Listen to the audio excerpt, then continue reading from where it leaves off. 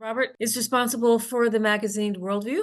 And I'm just going to let us go right to the video because I think he says it all in the video. I think you will appreciate what he has to say. So better to hear it from him than from me. With that, can I ask Orrin, please, to get to the next video, and let's get started with Robert. Hello, everyone. Welcome to Peace Corps Connect 2024. My name is Robert Nolan. I'm the editor-in-chief of Worldview magazine. And before I begin, I just wanted to say thank you so much to all of you who subscribe to Worldview as part of your NPCA membership at the $50 level. If you haven't signed up as a member, I definitely would encourage you to do so that you can get the magazine in your mailboxes twice annually.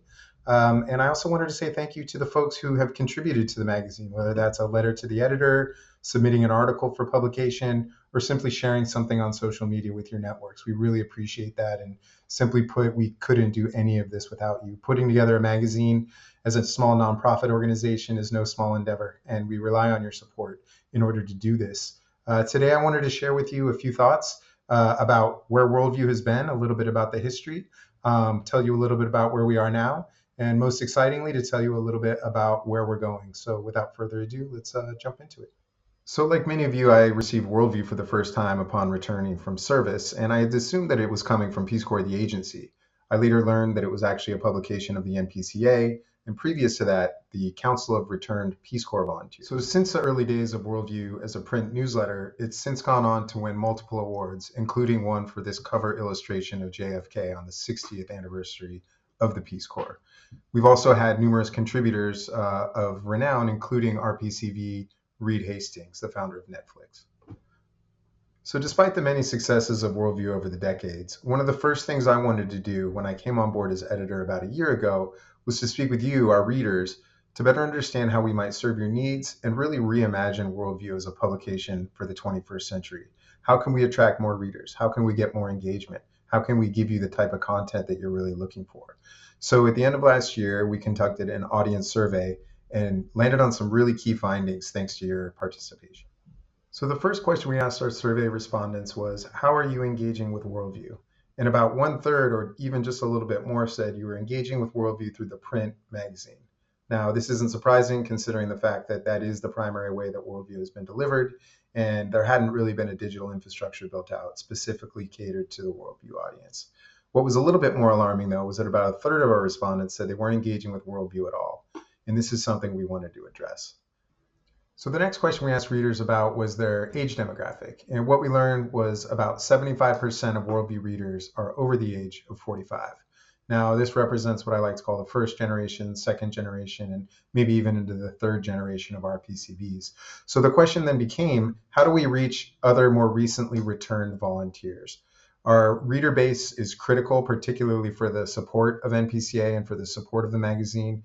Many of the folks over 45 are members of NPCA. What we'd like to see is more engagement with those later generations, both in terms of membership and in terms of readership with Worldview.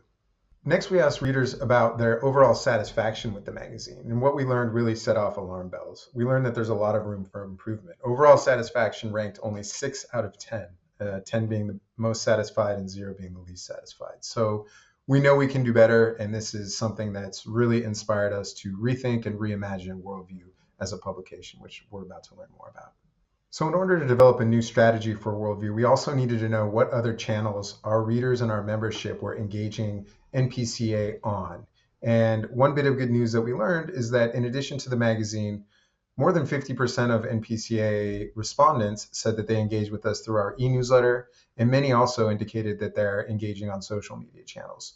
So what that told us when it comes to rethinking the Worldview strategy is that we need to be more digital.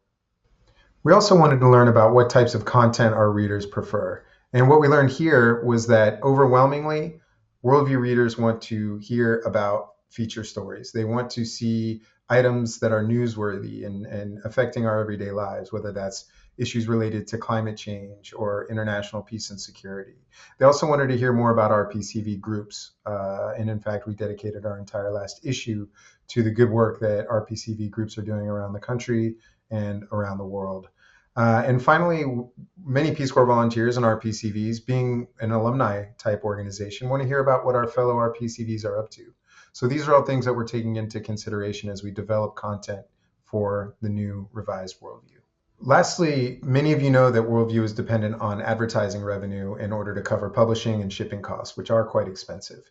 Many of you have seen publications that feature advertisements from institutions of higher learning. And one of the questions we asked in the survey was, what types of organizations or products would you like to see advertised in Worldview? Those really fell into three distinct categories.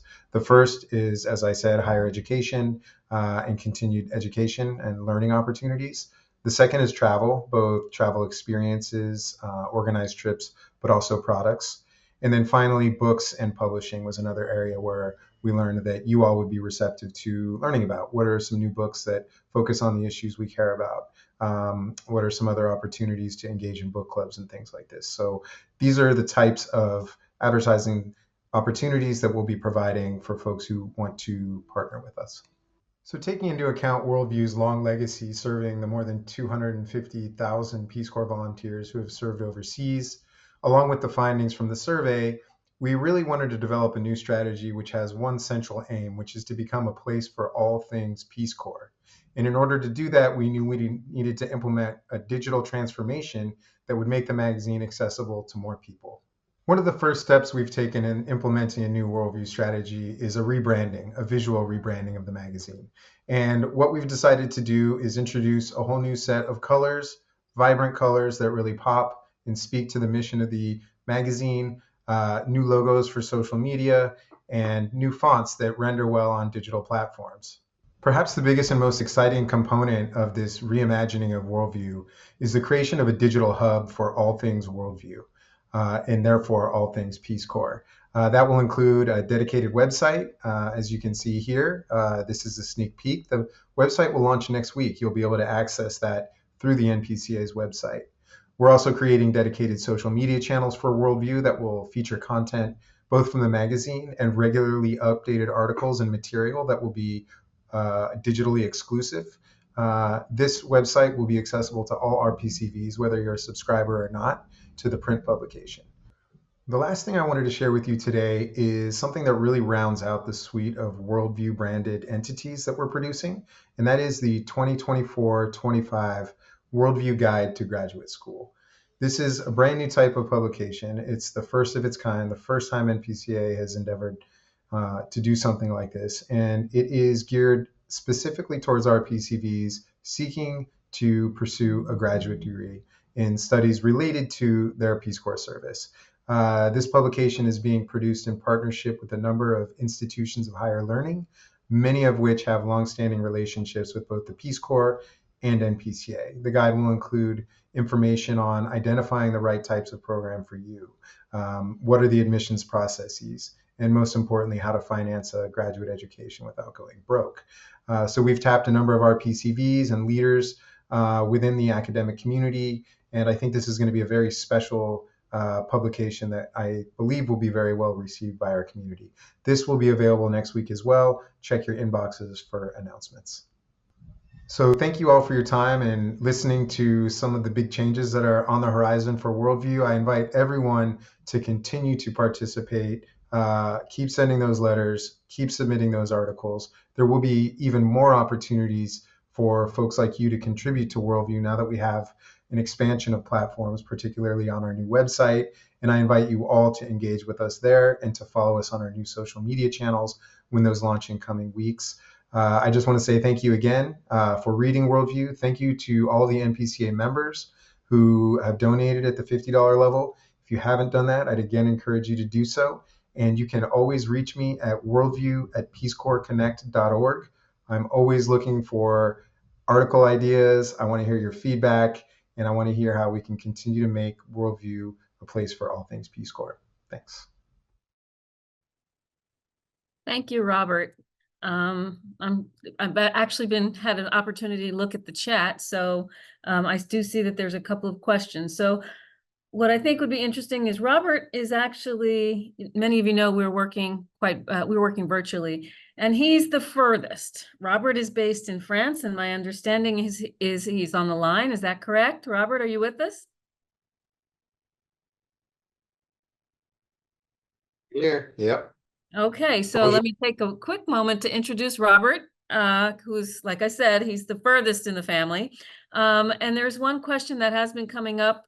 I mean, you can obviously contribute other things, but the one question's been the question that has been coming up is essentially, is the digital going to be replacing the hard copy? So perhaps you can address that and explain to people how that's going to be done. Absolutely. Thanks, Carla. Yeah, we will, for all those of you who are writing in the chat, we will be continuing to publish the print magazine. Historically, it's come out about 3 or 4 times a year. We're going to reduce that to twice annually. So there'll be a spring and summer issue and a fall winter issue. So that'll be the next print issue will be hitting mailboxes just before the holidays. So late November, most likely. So you can look for that. And one other thing, question I did want to address is a number of folks who already are members of NPCA at the $50 or higher level. You do not need to resubscribe to the magazine. You'll continue to receive it as part of your regular membership. So in terms of resubscribing, nothing's changed on that front. But if you do want to begin subscribing, and you're not currently a donor or member at the $50 level, you can follow some of the links in the chat and go ahead and make that $50 donation, and you'll receive the next issue and forthcoming issues in the mail. Robert, if you have any last words before we pass over, please feel free.